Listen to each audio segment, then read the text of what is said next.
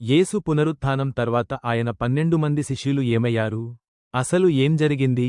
యేసు పునరుత్థానం తర్వాత ఆయన 12 మంది శిష్యులు సువార్త ప్రకటన నిమిత్తం ప్రపంచంలోని వివిధ దేశాలకు పయనమయ్యారు. అక్కడ వారు సువార్తను ప్రకటించుచుండగా ఘోరాతి ఘోరంగా చంపబడ్డారు. క్రీస్తు కొరకు హతసాక్షులుగా మారిన 12 మంది శిష్యుల వివరాలు ఈ వీడియోలో చూడవచ్చు. 12 మంది అపొస్తలులు ఎక్కడికి వెళ్లారు? యేసు పునరుత్థానం తర్వాత 12 మంది అపొస్తలులు ఆయన సందేశాన్ని వ్యాప్తి చేయడానికి ప్రాచీన ప్రపంచం నలుమూలలకు చెదిరిపోయారు. పేతురు అంతియోక్యాకు, ఆపై రోమ్కు వెళ్లాడు. అక్కడ అతన్ని తలక్రిందులుగా సిలువ వేశారు. ఆంద్రేయ స్కిథియా మరియు గ్రీస్కు ప్రయాణించాడు. పత్రాస్లో సిలువ వేయబడ్డాడు. పెద్ద యాకోబు స్పెయిన్లో బోధించాడు. జెరూసలేంలో కత్తితో చంపబడ్డాడు.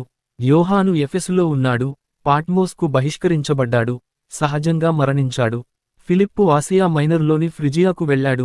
అక్కడ అతన్ని తలక్రిందులుగా సిలువ వేశారు.